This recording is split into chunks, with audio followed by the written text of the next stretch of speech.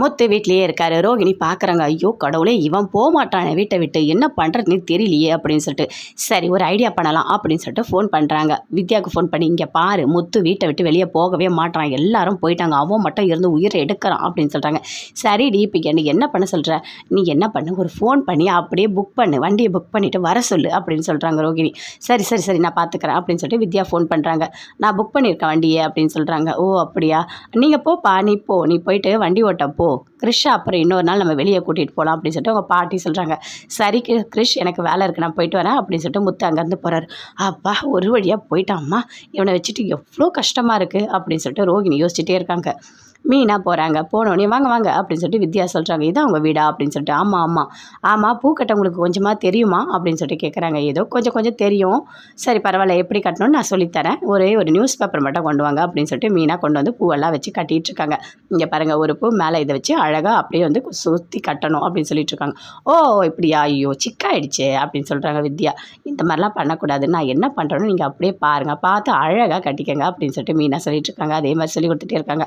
ஆமாம், நீங்களும் ரோகிணி சின்ன வயசுலேருந்து ஃப்ரெண்டா அப்படின்னு சொல்லிட்டு மீனா கேட்குறாங்க. ஆமாம் சின்ன வயசுலேருந்து தான் ஃப்ரெண்டு. சரி அப்போ நீங்கள் மலேசியாலாம் போயிருக்கீங்களா? இல்லையே, அப்புறம் எப்படி நீங்கள் ஃப்ரெண்டானீங்க அப்படின்னு சொல்லிட்டு மீனா சொல்கிறாங்க. அதுவா அப்படின்னு சொல்கிறாங்க. சரியா, அடிக்கடிக்கு அவங்க ஊருக்கெலாம் போயிருக்கீங்களா? போயிருக்கேன் அப்படின்னு சொல்கிறாங்க.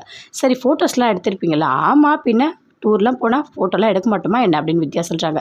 சரி அந்த ஃபோட்டோலாம் காட்டுங்க அப்படின்னு சொல்லிட்டு மீனா சொல்லிட்டு இருக்காங்க. ஐயோ கடவுளே, இவகிட்ட வேறு என்னை மாட்ட விட்டுட்டாலே, என்ன பண்ணுறதுன்னு எனக்கு தெரியலையே அப்படின்னு சொல்லிட்டு வித்யா ஒரு பக்கம் பயங்கரமாக புலம்பிட்டு இருக்காங்க. அதுக்குள்ளே பெல் அடிக்கிறாங்க. யார் அப்படின்னு போயிட்டு வித்யா பார்க்குறாங்க. பார்த்தா அந்த கறி எடுத்துகிட்டு வராரு. ஐயோ, உன்னை அங்கே நடிக்க கூப்பிட்டேன், நீ எப்படி இங்கே வந்த அப்படின்னு சொல்லிட்டு கேட்குறாங்க. இல்லை நடிக்கிறதுக்கு ஏதாவது ரோல் கிடைக்குமா? நீ என்னது ரோலா? வர கோவத்துக்கு என்ன சொல்ல போறேன்னு தெரியல, ஏதாவதுனா நானே கறிக்கல்ல வந்து பார்ப்பேன், நீங்கள் எதுக்காக இங்கே வந்தீங்க அப்படின்னு சொல்லிட்டு பயங்கரமாக வித்யா கோவப்படுறாங்க. மீனா வேற உள்ளே இருக்காங்கன்னு சொல்லிட்டு. இல்லைம்மா கறி வெட்டினேன், உனக்கு கொடுத்துட்டு போகலான்னு வந்தேன் அப்படின்னு சொல்கிறாரு. கறியா? கொடுங்க தயவு செய்து போயிடுங்க இங்கேருந்து அப்படின்னு சொல்லிட்டு வித்யா பயங்கரமாக டென்ஷன் ஆகுறாங்க. ரோகிணி வராங்க. எல்லாருமே போய்ட்டோடனே கதவை லாக் பண்ணுறாங்க. லாக் பண்ணிவிட்டு அவங்க அம்மா கிட்ட கேட்குறாங்க. அம்மா நீ எதுக்காக இங்கே வந்த? என் வாழ்க்கையை அழிக்கணுன்றதுக்காக தான், என்னை நிம்மதியாக நீ வாழ விட மாட்டியா அப்படின்னு ரோகிணி சொல்கிறாங்க. ஏண்டி இப்படிலாம் பண்ணிகிட்டு இருக்க? கிறிஷுக்கு அடிபட்டுடுச்சு தெரியுமா? உடனே டாக்டரை சென்னைக்கு கூட்டிகிட்டு போக சொன்னாங்க, அதனால தான் நான் வந்தேன், மற்ற எந்த காரணமும் இல்லை. உன் வாழ்க்கையை அழிக்கணும்னு நான் நினைப்பேனா? நான் எவ்வளோ போராடிக்கிட்டு இருக்கேன் தெரியுமா அந்த கிறிஷை வளர்க்குறதுக்காக. சப்போஸ் நான் செத்துட்டா கூட அந்த குழந்தைய கொண்டு போய் அனாத ஆசிரமத்தில் தான் நீ விடுவேன் அப்படின்னு சொல்கிறாங்க. அம்மா என்னம்மா பேசுகிறேன்? அப்படியா நான் விட்டுருவேன்? ஆமாம், நீ பேசுறது பார்த்தா அப்படி தான் இருக்குது அப்படின்னு சொல்கிறாங்க. அம்மா கிறிஷ் நான் பெத்த பையம்மா அப்படின்னு சொல்லிட்டு ரோகிணி சொல்லிட்டு இருக்காங்க. அதை கரெக்டாக கிறிஷ் அப்படின்னு நின்று கேட்டார். கிட்ட வராரு. அத்தை நீ தான் இப்போ என்னை பெத்தையா? நீ என்ன அத்தை, என்னை ஏன் அத்தைன்னு கூப்பிட சொன்ன? நீ தான் என்னோட அம்மாவா அப்படின்னு சொல்லிட்டு கிறிஷ் வராரு.